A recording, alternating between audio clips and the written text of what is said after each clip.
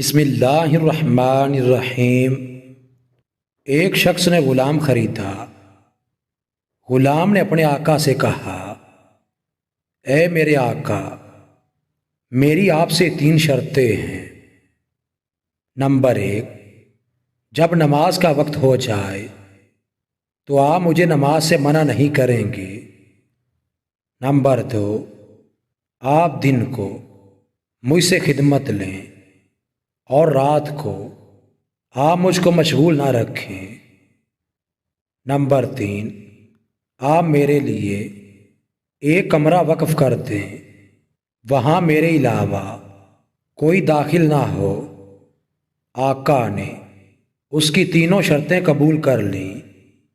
غلام نے سارے گھر کا چکر لگایا اور ایک خالی کمرے کو پسند کیا۔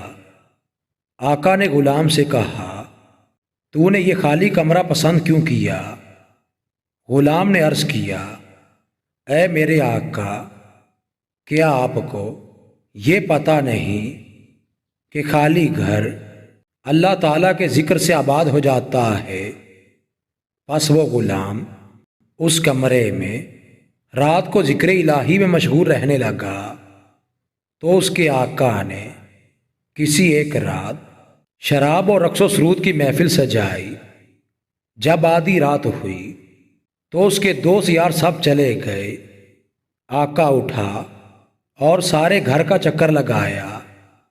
جب غلام کے کمرے کے پاس پہنچا تو کیا دیکھا کہ ایک نور کی قندیل آسمان سے لٹک رہی ہے اور غلام سجدہ میں اپنے رب تعالیٰ سے مناجات کر رہا ہے اور وہ عرض کرتا ہے، اے میرے الہی، تو نے دن کو میرے مالک کی خدمت میرے ذمہ لازم کر دی۔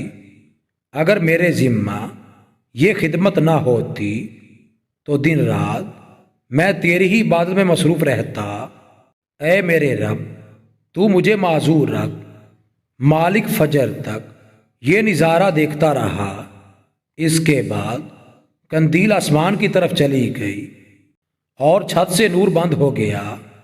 آقا نے اپنی بیگم سے یہ سارا واقعہ بیان کیا۔ جب دوسری رات آئی تو آقا اور اس کی بیگم خالی کمرے کے پاس گئے تو دیکھا چھت پر قندیل اسی طرح لٹکی ہوئی ہے اور غلام فجر تک مناجات کرتا رہا۔ اگلے دن آقا اور بیگم نے غلام کو بلا کر کہا کہ تو اللہ کے لیے آزاد ہے تاکہ تو آزاد ہو کر اس کی عبادت کر سکے۔ ان دونوں نے غلام کو اس کی کرامت سے آگاہ کیا جو انہوں نے رات کو دیکھی تھی۔ جب غلام نے یہ سنا تو دونوں ہاتھ اٹھا کر عرض کی، یا الہی، میں نے تجھ سے عرض کی تھی کہ میرا پردہ اور حال ظاہر نہ فرمانا۔ جب تو نے میرے حال کو ظاہر کر دیا ہے تو میری جان قبض کر لے۔ پس وہ مردہ ہو کر گر پڑا۔ اللہ تعالیٰ اس پر رحمت نازل فرمائے، آمین۔